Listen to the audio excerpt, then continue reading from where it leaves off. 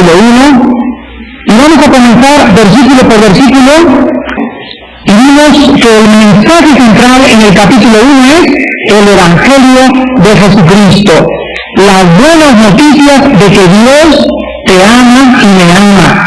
No quiere que sigas en ese estado, quiere explicarte por qué pasan los terremotos, quiere llamarte a que tengas comunión con su Hijo y quiere bendecir tu entrada, tu salida, tu vientre, tu casa, tu trabajo. Esas son las buenas noticias del Evangelio de Jesucristo. Ahora en el primer versículo comenzamos en esta mañana ya a desmenuzarlo. Vamos a meter el microscopio y vamos a poder comenzar a comer el libro de Romanos.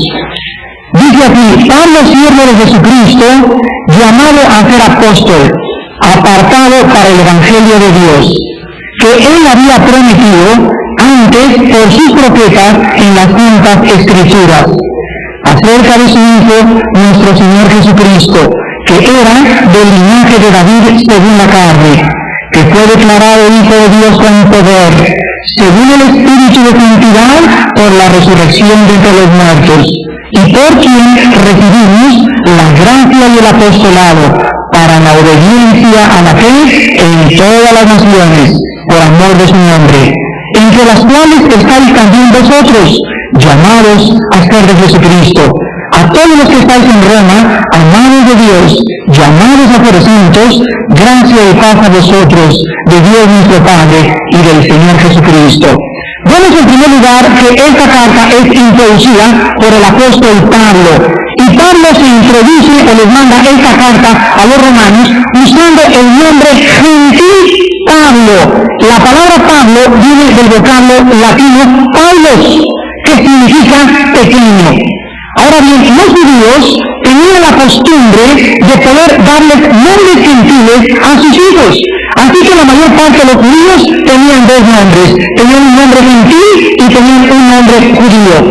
El nombre de Pablo gentil era Paulo, o Paulos en latín, que significa pequeño. Y el nombre judío era Saulo. Y es la misma traducción del griego al latín o del hebreo al griego. A continuación, Pablo dice que él es o se considera siervo de Jesucristo. La palabra siervo, aquí la palabra griega, doulos se escribe, y significa el esclavo sin tener ningún derecho. Antiguamente, cuando un amo romano adquiría a un esclavo, el esclavo entraba a la casa de esa persona o de esa familia romana, y ese esclavo, desde que entraba a la casa de la familia romana, él tenía que darse cuenta que no tenía absolutamente ningún derecho. Significaba que si se casaba también la esposa era del amo. Si los hijos nacían en la casa, también eran propiedad del amo. Si compraba una vaca, era propiedad del amo. Nada absolutamente era del esclavo. Él era su esclavo total y el otro era su amo total. Cuando Pablo se identifica como siervo de Jesucristo, usa la palabra doulos para poder darnos a entender en esta mañana que cuando nosotros venimos a Jesucristo, perdemos todos nuestros derechos. Si nosotros no comprendemos eso, vamos a vivir en una constante rebeldía en contra del Señor. Cuando yo vengo a Jesucristo, yo no puedo decir, es que tengo derecho. Cállese. Usted no tiene derecho de nada, ni yo tampoco. Cuando una esposa dice, es que no tengo derecho que mi esposo me trate de esa manera, es una esposa que aún no ha comprendido lo que significa estar crucificado con el Señor. Cuando el esposo la trata mal, la esposa baja la cabeza y dice, bueno, Señor, quiero reconocer el maltrato de mi esposo que tú estás operando en mi vida para la formación de mi carácter. Pero el problema con los cristianos, con todos nosotros, es que nos tarda mucho tiempo en entender que ya no tenemos derechos.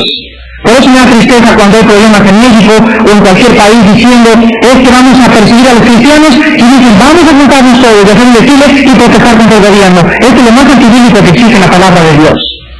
Nunca en la Biblia encontramos nosotros que cuando Roma persiguió a los cristianos y cuando Nerón mandó incendiar Roma, que se juntara Pablo, hicieran un mitin y dijeron vamos a protestar contra el emperador romano. vamos a exigir nuestros derechos como ciudadanos. Es que nosotros perdimos y cedimos nuestros derechos cuando murimos con Cristo en el momento de nuestra conversión. Somos esclavos totales del Señor. Y cuando yo tenga hijos y el Señor, como se llevó a nuestro hijo hace 8 años, se lo quiera llevar el de él. Señor, tú me lo diste, tú te lo llevas a la hora que tú quieras.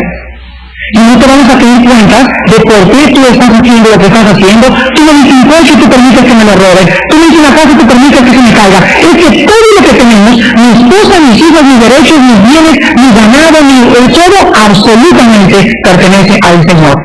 ¿Cuántos en esta mañana le pueden llamar a Cristo mi Salvador? Creo que todos, pero ¿cuántos le pueden llamar mi Señor? Por eso dice, ¿por qué me llamáis Señor, Señor, si no hacéis lo que yo les mando? Cuando tú le llamas Señor, le estás diciendo, tú eres mi amo absoluto. He perdido mis derechos, haz con mi vida, con mi esposa, con mi coche, con mi familia, con mi trabajo, todo lo que tú quieras. Pablo le da orgullo presentarse y llamarse esclavo en Jesucristo. Enseguida dice llamado a ser apóstol. La palabra kletos apostolos, o sea, llamado a ser apóstol en griego, kletos apostolos, significa llamado a una comisión especial. La palabra apostolos o la palabra apóstol significa enviado a una comisión especial. Pablo, vean ustedes Hechos capítulo 1, Pablo no reunía las condiciones para ser apóstol, porque en el capítulo 1 de los Hechos, versículo del 21 al 22, encontramos que la condición para ser apóstol era la siguiente. Aquí están los apóstoles reunidos, han matado, más bien se ha suicidado Judas y quedan 11. Pero acuérdense que en el libro de Apocalipsis tenían que ser 12 las piedras que fueron el fundamento de la Nueva Jerusalén. Entonces, para que alguien reemplazara y tomara el lugar de un apóstol, aquí se explican las condiciones. Hechos 1, 21 al 22. Y dice aquí, es necesario, pues, que estos hombres que han estado juntos con nosotros, todo el tiempo que el Señor Jesús entraba y salía entre nosotros, comenzando desde el bautismo de Juan hasta el día en que entre nosotros fue recibido arriba, uno sea hecho testigo con nosotros de su resurrección. ¿Cuál era la condición para ser apóstol de Cristo? Haber estado con el Señor Jesús. ¿Desde cuándo?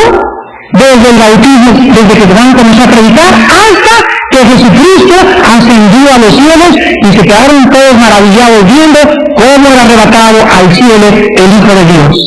Entonces, para ser apóstol, tenían que haber estado con el Señor desde el bautismo de Juan hasta el día de la ascensión.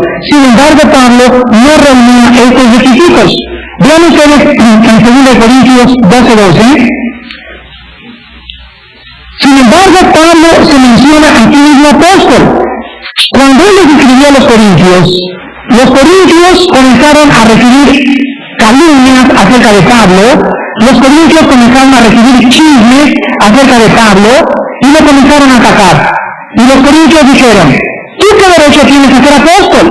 No tienes derecho ni tampoco que te demos ofrendas.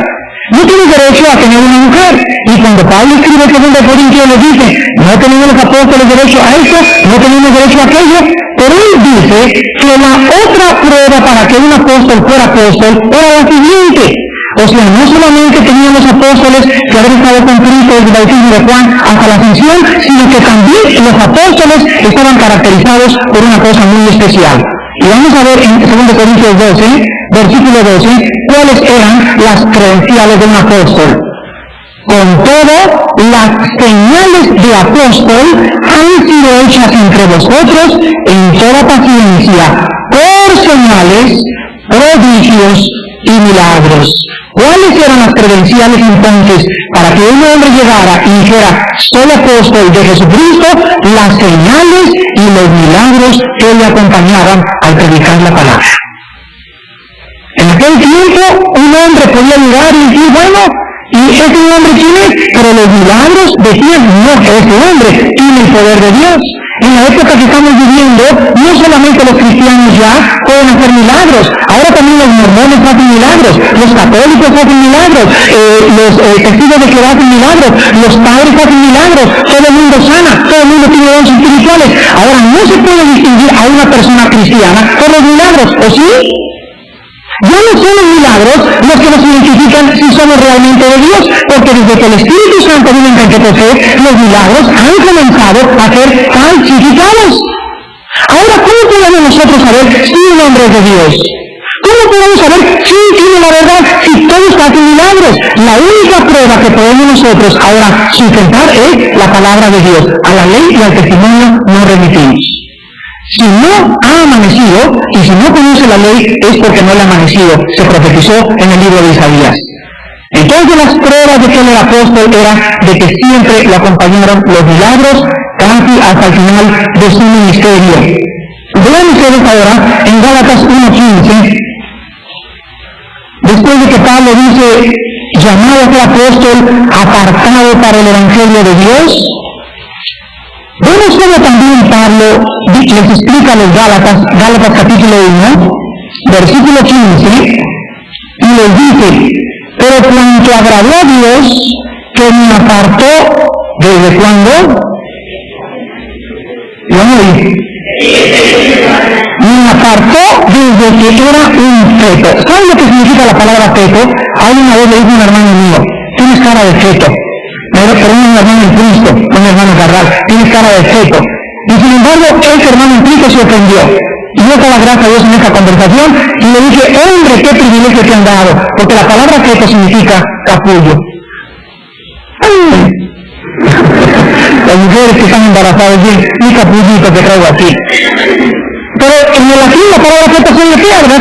Uno para contar así mucho. La palabra feto significa capullo. Entonces, desde que Pablo era un capullito, desde que tú eres un capullito, desde que yo era un capullo en el vientre de mi madre, desde que comenzó la ovulación y se formó mi columna vertebral y todo, dice la Biblia que desde ese momento Dios sabía qué nombre me iban a poner. Dios sabía lo que iba a hacer y Dios sabía también que Armando se iba a convertir en 1973, que iba a hacer esto, que iba a hacer hecho, y preparó todo el camino para que yo anduviera en él y para que tú anduvieras también en él.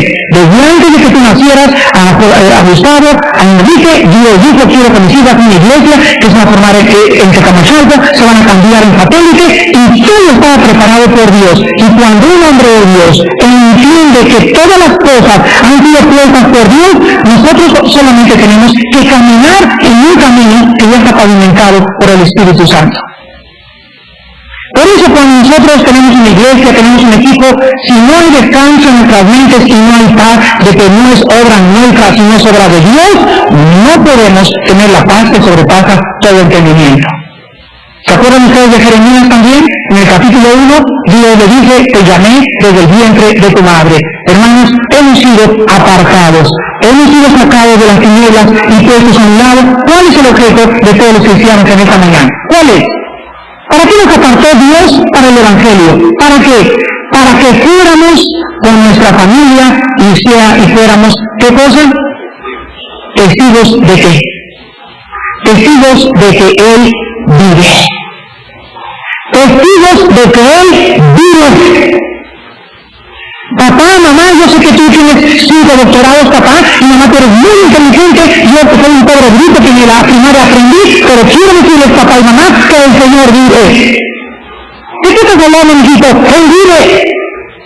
Y ese impacto que tú le das a tu familia, simplemente de que el Señor vive, es el mensaje de nosotros al mundo. Hemos sido apartados para el Evangelio, y quiero recordarles en esta mañana lo que ya deberían de saber. ¿Cuántos de ustedes están siendo testigos de Jesucristo?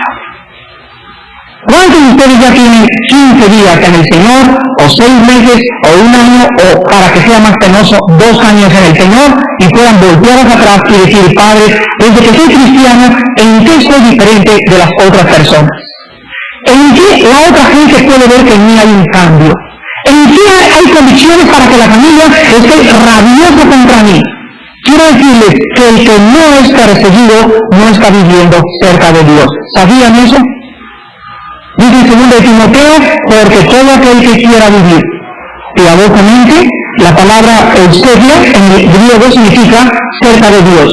La persona piadosa es la que vive cerca de Cristo, y la que vive cerca de Cristo comienza a entender que tiene que ir al mundo a hablar de su Señor. El que no vive cerca de Cristo no es perseguido. El que vive cerca de Cristo es perseguido. ¿Estás tú siendo perseguido? Haz un análisis de tu vida en esta mañana, y si tus abuelos, o tus tíos, o tus cuñados no han desatado una controversia grave en tu familia, al grado que ya no quieran invitarte a las bodas ni a los bautismos, entonces tú puedes decirle: Padre, te doy gracias porque tu espíritu reposa sobre mi cabeza. Pablo comienza su carta diciendo: aquí fui apartado, regresamos a Romanos, para el Evangelio de Dios. Ahora vamos a recordar que cuando él dice que fue apartado para el Evangelio de Dios, notamos el domingo antepasado dos cosas importantes acerca del Evangelio. Número uno, ¿qué fue lo que notamos? Que es el Evangelio o las buenas noticias de Dios a nosotros, no de nosotros a Dios, y si el Padre Santo que encontré, sino las buenas noticias de que fue Dios quien amó al mundo. Fue Dios quien nos buscó a nosotros y no nosotros a Él. Fue Dios quien dio a su Hijo. Fue Dios quien tomó la iniciativa. ¿Dónde estás, Adán? ¿Por qué te andas escondiendo de mi vida? Cuando Él vino a nosotros no queríamos saber nada de Él. Pero tú me puedes decir: no, yo cuando oí el Evangelio, siempre oí eso en la misa, siempre oí eso en la iglesia protestante, siempre oí aquello, esto y lo otro. Pero déjame decirte algo: si tu vida no fue cambiada ni convertida, tú nunca te convertiste a Jesucristo. Fue Dios el que tomó la iniciativa. Él vino a buscar y a salvar lo que se había perdido. Él vino a buscarnos. Eso es lo primero que notamos del Evangelio. Y la segunda cosa es que son las buenas noticias. Dice en el versículo 2 que Él había prometido antes por sus profetas en las Santas Escrituras. Todo el Antiguo Testamento, hermanos, vean ustedes Levítico. Pero hay una impactada con Levítico tremenda. Una vez una señora me habló a las 2 de la mañana a la casa de ustedes y me dijo: Armando, me siento muy mal. ¿Qué le pasa, señora? Bueno, mire, yo conocí a Cristo 6 meses y anoche me acosté leyendo el libro de Levíticos. No he podido dormir porque no lo entiendo. Y dice: señora, usted acaba de levantarse de 6 meses de nacida y acaba de agarrar una chuleta y se la acaba de comer. Y se ha dado una atragantada tremenda.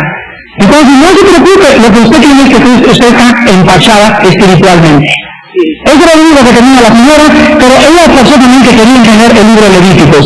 Entonces yo le dije: señora, usted no puede hasta que no le salgan los dientes. Pero es que usted habló de Levíticos, sí lo mencioné y se lo voy a mencionar también en esta mañana para que tengan un panorama general. El libro de Levíticos trata acerca de la santidad de Dios. De la santidad de Dios en la forma en que el pueblo se acercaba con sus ofrendas. El libro de Éxodo nos habla del tabernáculo que Dios le da a los hombres para que el Shekinah, la gloria de Dios, bajara y habitara en el desierto en una tienda temporal. Durante toda la peregrinación de los judíos, el Mesías habitara en forma del Espíritu de Dios en el propiciatorio y él fuera aquella persona que tuviera comunión con los judíos. Después de darles el tabernáculo, les da Levíticos. Y en Levíticos era la forma como ellos deberían de presentar las ofrendas. Y les dice Dios en el libro de Levíticos: miren, quiero que entiendan lo siguiente, les voy a dar las leyes de la consagración. Cuando cualquiera de ustedes se acerque a mí, me va a traer un macho, tiene que ser vacuno, o sea, un becerro. Puede ser un chivo o puede ser también una ovejita, pero que sea macho, pero la condición era que tenía que ser sin defecto. ¿De qué nos hablaba esto? ¿De quién hablaba este becerro que venimos a presentar a sacrificar? El chivo y el becerro. ¿Por qué nos habla de Cristo? ¿Qué Cristo tenía cara de becerro? ¿O de chivo o de cordero? Entonces, ¿cuál es el Cristo en el Antiguo Testamento que está pintando y tipificando al Mesías? ¿Quién es? Que el que vendría no podría tener defecto. Nunca fue hallado pecado en su boca. Cuando lo maldecían, no contestaba con maldición. Después dice en la ley de Levítico, cuando ya tenga ese animal sin defecto, que no sea carnoso ni cochino, o sea, que no tenga pecado, dándonos un retrato del Mesías, la segunda cosa de este animal era que tenía que ser presentado en la puerta. La voy a pedir explicaré en el próximo domingo, porque me hace falta, pero el tabernáculo era un rectángulo y había una puerta, y era muy alto, eran como 2,5 metros, y desde afuera no podían ver lo que estaba pasando adentro, tenían que entrar. Pero si alguien quería agarrar el chivo, hagan de cuenta que entrar al tabernáculo, y es el tabernáculo. Había una familia que decía, no, lo que yo voy a hacer va a ser lo siguiente. Voy a agarrar el becerro y me voy a venir por allá y le voy a ofrecer allá en aquel lado. Otra familia decía, me voy a agarrar el becerro y le voy a ofrecer aquí de la puerta. Vean lo que dice Levíticos capítulo 17 acerca de las personas que querían ofrecer los sacrificios en otro lugar que Dios no les había mandado. Vean qué exacto es Dios en cuanto a la forma en que debemos acercarnos. Y todo nos habla de Cristo. Levíticos 17 dice así: habló Jehová a Moisés diciendo, habla Aarón y a sus hijos y a todos los hijos de Israel y diles, esto es lo que ha mandado Jehová: cualquier varón de la casa de Israel que degollare buey o cordero o cabra en el campamento o fuera de él y no lo trajere, ¿a dónde? Y no lo trajere a la puerta del tabernáculo de reunión. ¿Quién dijo yo soy la puerta? Y el que por mí entrare, entrará y saldrá y hallará pastos. Jesucristo, vean qué hermoso, para que vean que solo Dios pudo haber hecho esto tan maravillosamente, esta unidad tan maravillosa. Versículo 4, y no lo trajere a la puerta del tabernáculo de reunión para ofrecer ofrenda a Jehová delante del tabernáculo de Jehová, será culpable de sangre el tal varón. Sangre derramó, será cortado el tal varón de entre su pueblo, a fin de que traigan los hijos de Israel sus sacrificios, los que sacrifican en medio del campamento, para que los traigan a Jehová otra vez por segunda vez a la puerta del tabernáculo de reunión al sacerdote, y sacrifiquen ellos sacrificios de paz a Jehová. Versículo 6, y el sacerdote esparcirá la sangre sobre el altar de Jehová a la puerta por tercera vez, a la puerta del tabernáculo de reunión, y quemará la grosura en el grato a Jehová. Y nunca más sacrificarán sus sacrificios a quienes. Cualquier persona que quiera venir a Dios e hincarse delante de un ídolo, y no hincarse en la puerta, se está hincando ante los demonios. Cristo dice en Juan 10, cualquiera que no entra por la puerta es un ladrón. La gente que está fuera del campamento dice, por cualquier lado podemos venir a Dios. Vamos a brincarnos por aquella parte, vamos a entrar por este lado, y dice Dios, no.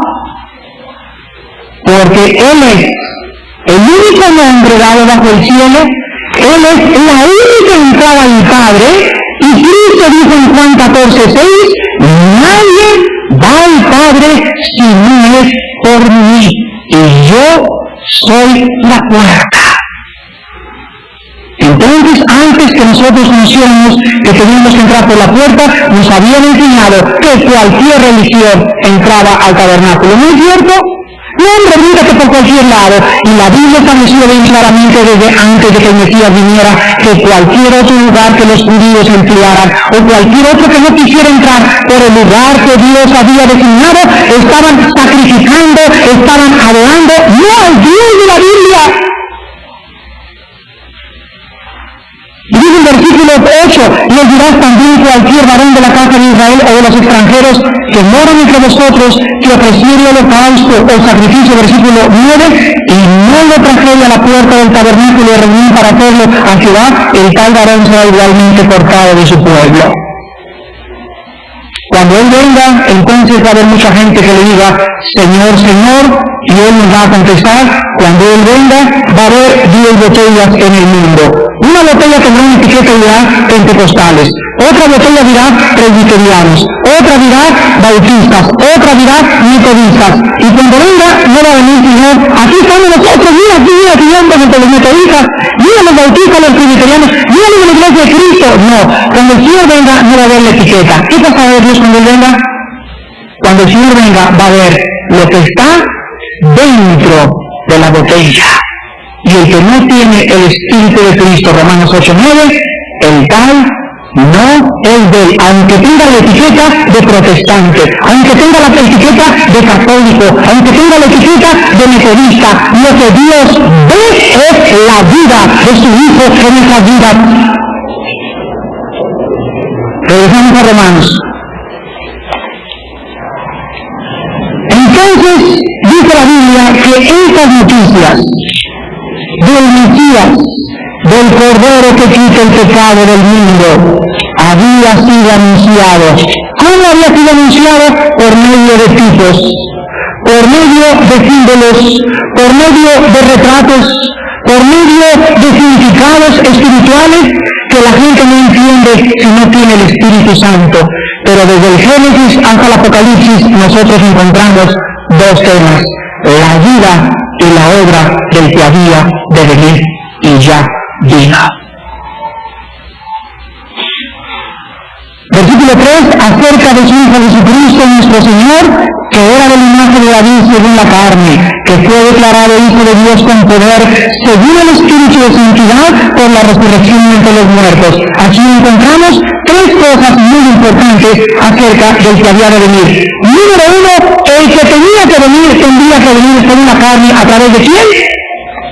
Dice el versículo 3 que era del linaje de David. La palabra linaje, la palabra griega, semilla. Vean ustedes en 2 de Samuel, capítulo 7, versículos 14 y versículo 16, cómo Dios a David le prometió que a través de su descendencia, 2 de Samuel, capítulo 7, versículos 14 y 16, 2 de Samuel 7, 14, el Espíritu Santo dice así: yo le seré a él padre, y él me será a mí hijo. Si él hiciere mal, yo le castigaré con varas de hombres y con azotes de hijos de hombres. Versículo 16. Y será afirmada su casa y su reino para siempre delante de tu rostro. Quiero que vean la palabra para siempre. Y tu trono será estable eternamente. Dios le promete al rey David que cuando el Mesías viniera tendría que venir de todo su linaje, y el Mesías tendría que venir de la semilla de David. Ahora quiero que entiendan esto. En la Biblia tenemos el Evangelio de Mateo y el Evangelio de Lucas. Quiero que pongan mucha atención. El Evangelio de Mateo nos da una genealogía de Cristo, el Evangelio de Lucas nos da otra genealogía de Cristo. El Evangelio de Mateo nos da la genealogía de Cristo según José. Esto lo encuentra en el capítulo 1, en los primeros 16 versículos. La genealogía de Lucas es la descendencia de Cristo según María. Entonces el Evangelio de Mateo nos muestra de dónde descendía José y Lucas de dónde descendía María, los padres que traían al Mesías. Ahora bien, David tuvo dos hijos, a Salomón y a Natán. Tuvo otros, pero ellos vinieron de estos hijos. De Salomón descendía José. Pinten ahí sus cuadernos, así David. Y luego pongan una flechita, Natán y Salomón. Y debajo de Salomón pongan a José. Y debajo de Natán pongan a María. Y de ahí vino, de los dos hijos de Salomón y de Natán, Jesucristo, el Mesías, el Hijo de Dios. Entonces cuando Mateo nos habla de la genealogía de Cristo, tú comienzas el libro de Mateo y dices: este hijo de Shem, hijo de tal, hijo de tal, hijo de tal, hijo de tal, hijo de tal, hijo de tal. Bueno, Señor, y eso yo no existía. Y tu palabra dice, Señor, que no quiero que toda la escritura es útil. Yo no me importan tantas genealogías, pero es que la Biblia es perfecta. Porque cuando alguien venga por ahí y diga, es hecha por los hombres, yo tengo en mi casa un mapa así grandísimo, donde está la genealogía de Cristo desde Adán. Desde que comenzó a nacer la línea mesiánica de Jesucristo. Y ves por toda la Biblia por dónde vino Cristo. Venía por Rahab, la ramera, y vino por David, y hasta que llegó a María, y ves todo hijo de hijo de hijo de hijo de hijo de hijo de hijo de hijo de hijo, hasta que encuentras y trazas toda la descendencia desde Seth. La Biblia es perfecta. Esta genealogía solamente el Espíritu Santo la pudo haber inspirado. Si no era la Biblia así inspirada por Dios, ¿cómo podría Isaías Jeremías, Samuel, David, y luego miles de años antes, Pablo, Juan, eran pescadores, no eran etimólogos, no eran lingüistas, no eran geógrafos, ni arqueólogos, ni geólogos, eran hombres vulgares pescadores, pero que cuando escribieron la Biblia eran inspirados por Dios y estaban escribiendo con detalles perfectos de dónde vendría el Mesías. Dice, regresamos a Romanos, que Jesucristo era del linaje de David. Por eso Pablo insiste a los romanos que ellos entiendan que el Mesías según la carne era del linaje de David y lo prueba a través de las genealogías. Luego vemos esto claro de los romanos. Cuando Jesucristo murió en la cruz del Calvario, todos los discípulos se retiraron y pensaron que acabó todo lo que ellos habían visto. ¿Los milagros los hicieron creer? No. ¿Las sanidades que ese hombre hizo nos hicieron tener valor? No. Cuando vio que 10.000 personas fueron alimentadas, cuando él partió un pan y un pez, ¿nos hicieron creer de la muerte? No. ¿Vieron cómo cobardes? ¿Qué fue lo que los hizo creer? La presencia del Espíritu dentro de ellos. Cuando el Espíritu Santo vino en Pentecostés, se levantó Pablo y se paró así enfrente de todos y se pone Pablo así, ¡ahora que traen! ¡Avísense! Hijo de Israel, el Mesías de acuerdo al linaje de David, fue crucificado y fue sepultado, pero era imposible, dice el capítulo 2, era imposible que la muerte lo retuviera, por cuanto él tenía que ser levantado de acuerdo a las profecías. Y ahí está otro Pedro, y la gente comenzó a ver a Pedro, y se comenzó a comer las uñas, y le gritaba yo porque le cerquita, oye Pedro, pero no sabes que lo acaban de matar, te van a crucificar aquí también, pero algo se había apoderado de Pedro, Pedro ya no era el mismo, Pedro tenía el Espíritu Santo.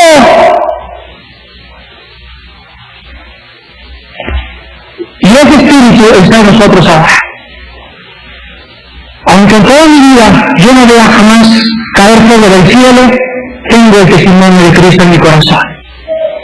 Aunque en toda mi vida yo no vea a ningún niño ser sanado, no me importa, porque nada va a fortalecer mi fe más que su santa palabra. La palabra es útil para enseñarnos, es útil para corregirnos, es útil para instruirnos, es útil para hacernos volver del camino. Así en su palabra estamos completos y ese es el instrumento que Dios usa para que nosotros le conozcamos a Él. Así como en el Antiguo Testamento dijo, la puerta del tabernáculo es importante para entrar y ser aceptado, así nos dice el Nuevo Testamento, cualquiera que quiera brincar las trancas y venir a buscar fuera de mi palabra, no lo dejaré entrar. Cuando Cristo fue levantado de los muertos, hermanos en Jesús, por si fuera poco, entra y se les aparece en el cuarto y les extiende las manos y les dice, paz a vosotros. Y en lugar de que dijeran, ¡ay, Señor, sabíamos que ibas a resucitar! Creían que veían espíritu y se llenaron de miedo. Los Ghostbusters. Les dio miedo la presencia de un ser sobrenatural. Ya venía Cristo con otro cuerpo, pero acordémonos también que cuando Cristo el tercer día resucitó y subió al cielo, se acercó a una mujer antes de que él subiera y lo quiso abrazar y Cristo le dijo, no te acerques ni me toques porque no he sido glorificado. ¿Se acuerdan de ese pasaje? Bueno, pero después vemos también que posteriormente él sube el mismo día, tercer día al cielo y baja, y el tercer día cuando regresa en la noche las mujeres ya lo abrazan y él permite que ellas le toquen. Cuando entonces Cristo subió al tabernáculo divino a dejar la sangre que él había derramado, el tercer día de su resurrección, y cuando él bajó pasaron 2 semanas hasta que se les pudo aparecer, se les apareció a las mujeres en el sepulcro, se les apareció en el camino de Maús, pero a todos entra a las 2 semanas y les dice a todos, vean mis manos y vean mi costado, acérquense y palpen, o sea, tóquenme, porque no soy un espíritu no tiene carne ni huesos, y cuando lo tocan y saben que soy, se hinca Tomás y le dice, mi Señor y mi Dios, pero aún viendo a Cristo resucitado, ellos no tenían valor, tenían que venir Él 50 días después, en el momento de Pentecostés, en la forma del Espíritu Santo, para empujarlos a ir al mundo y decir, mi Señor vive, aleluya, soy su Hijo. Fue declarado Hijo de Dios con poder, y quiero que apunten, los que están tomando los apuntes, lo siguiente. El cristianismo no está fundado en dogmas. El cristianismo no está fundado en ninguna organización, en ninguna declaración. El cristianismo está fundado en la resurrección de Jesucristo. Con esto le estoy diciendo lo siguiente: el cristianismo permanece en pie o se derrumba con la resurrección de Cristo. Si Cristo no hubiera resucitado, no hubiera cristianismo.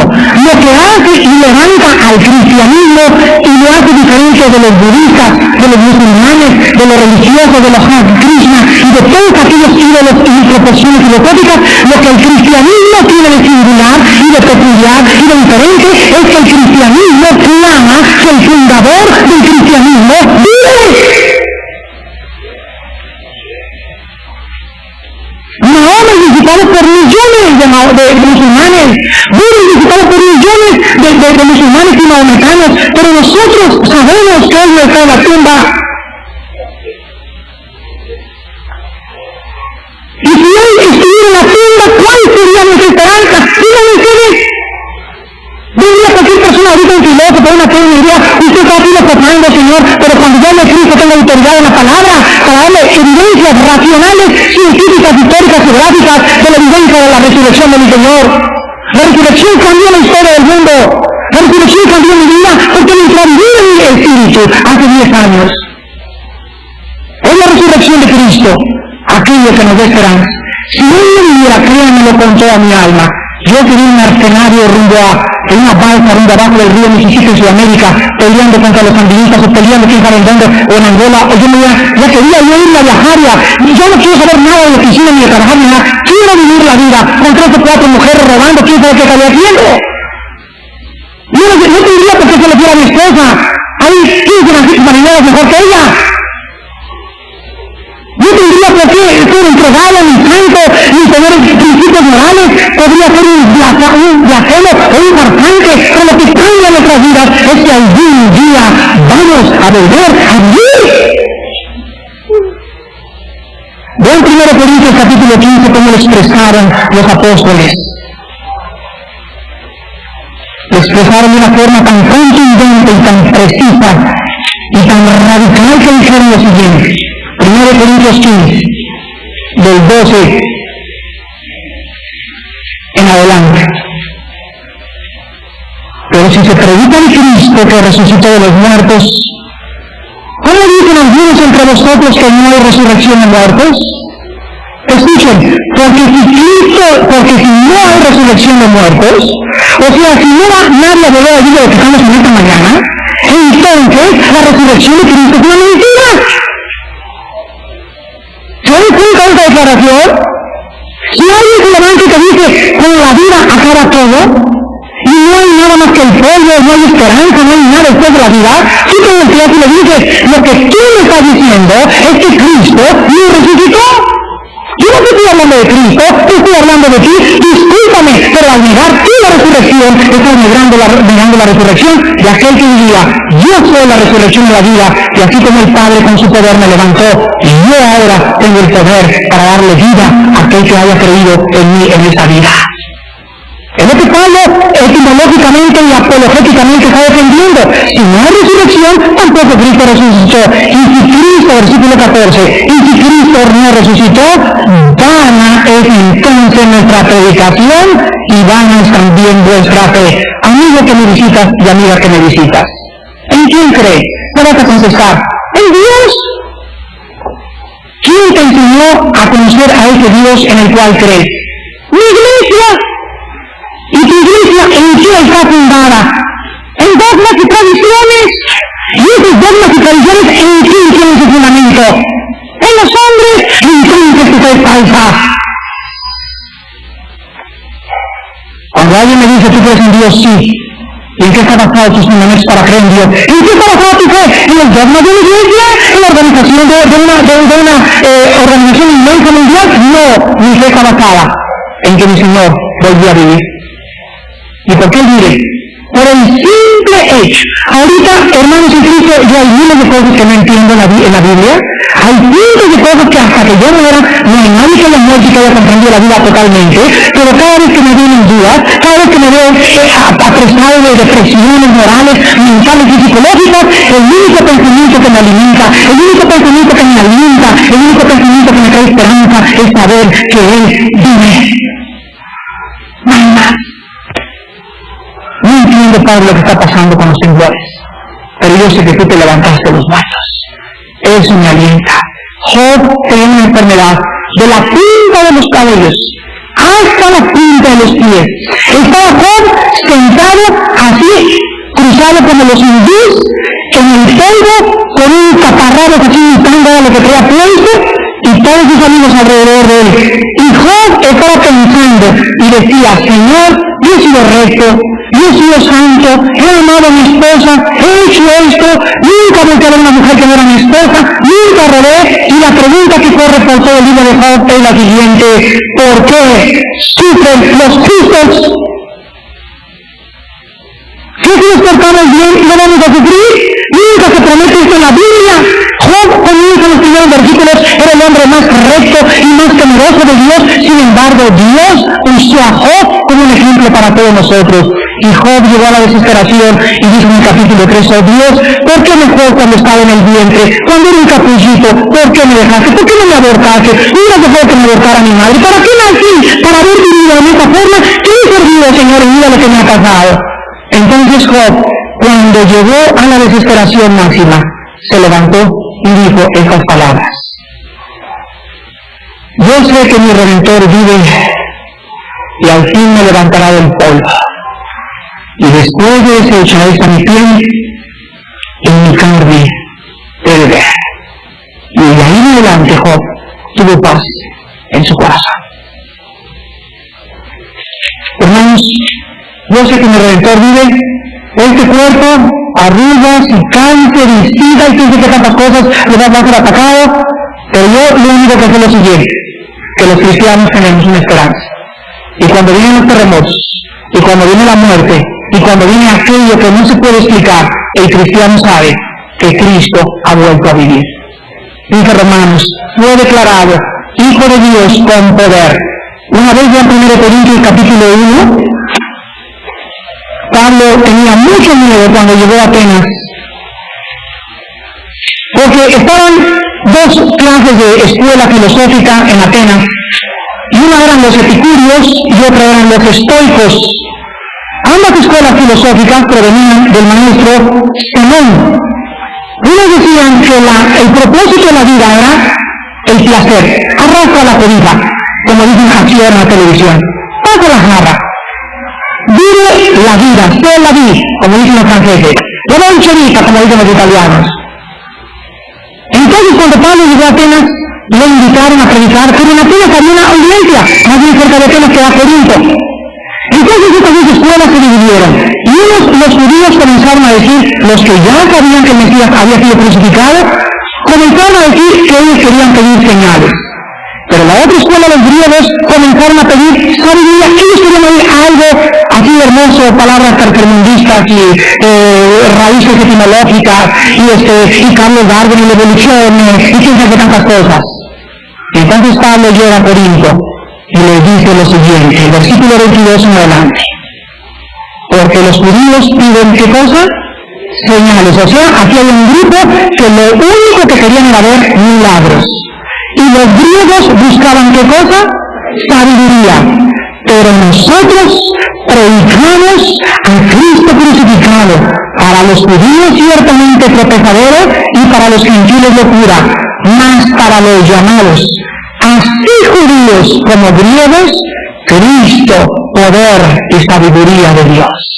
¿Quieres milagros? El milagro más grande es cuando el Señor levantó de la tumba a su Hijo. ¿Quieres sabiduría? Cristo dijo, en mí están escondidos todos los tesoros de la sabiduría. No en la dianética, ni con el maestro Sigmundó Regis de la Ferrer, ni con los gurús, ni con el Maharaj Kashi, ni con ninguna persona en mí, porque yo soy la razón, la existencia, el creador. Vengan a mí y encuentren deleite en su alma. En mi palabra vas a encontrar respuestas, pero te va a tomar tiempo, y en ese tiempo tú tienes que entregarme más de tu vida, más de tu esposa, más de tus hijos. Yo te mencionaré y te mostraré que realmente vivo por los siglos de los siglos, y cuando tú tengas esa conciencia en tu alma que yo vivo, entonces podrás ir al mundo y tu vida no te ha de importar, porque has de vivir para lo único que te he creado, para que sean mis testigos en todo México, en Estados Unidos y en Centroamérica. Hermanos, Jesucristo contiene todo el mensaje de la Biblia. Jesucristo fue declarado con poder y Jesucristo tenía que venir de David. Estas tres verdades tienen que ser asimiladas por nuestro corazón en esta mañana, y tenemos que salir en esta mañana diciéndole, porque tú vives, nosotros volveremos a vivir. Oremos.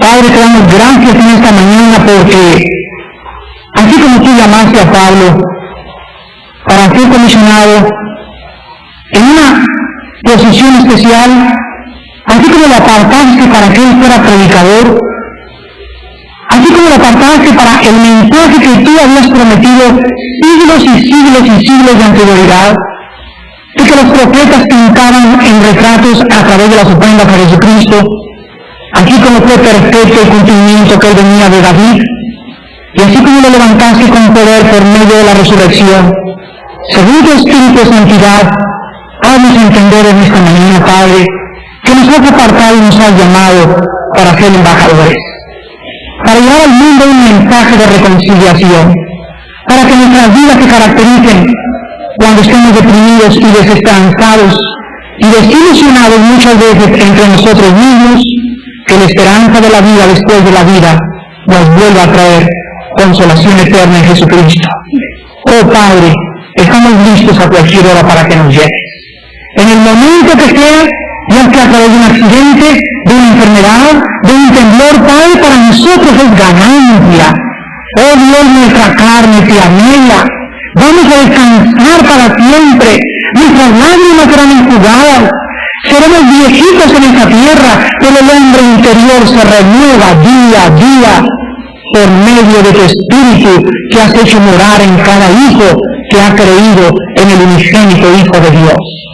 Oh Padre, gracias por tu mensaje de esperanza, de exhortación y de consolación, y que tengamos esas ganas de no venir a calentar las bancas los domingos, que entre la semana le demos prioridad al Evangelio, prioridad a las actividades de la iglesia, prioridad a las cosas de los desayunos, prioridades a tu reino, Señor, porque no es para nadie para quien trabajamos, es para la gloria de aquel que murió y volvió a vivir.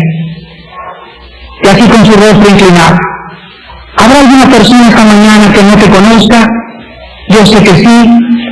Hay personas esta mañana que han querido entrar por otra puerta al tabernáculo, han querido brincarse la barra a través de las religiones, y tú dices, Él es la puerta, y cualquiera que quiera venir a mí, si no es a través de mi Hijo, es un salteador y es un ladrón. Él es el camino a mí, Él es la verdad a mí, y Él es la misma vida que tú tienes en esta mañana. Oh Dios, en esta mañana, trae a estas almas que no te conocen a la puerta, a Jesucristo. Y así con tu rostro inclinado esta mañana, si tú no le conoces, no importa qué religión tengas, puede ser católico, protestante o evangélico, la religión que tengas, no vienes esta mañana a una religión, vienes a una cruz. Te pido que te arrepientas de tus pecados, que creas en el nombre de Jesucristo como el Salvador del mundo, y que le abras tu corazón y le permitas en esta mañana entrar por primera vez a reinar como tu Señor.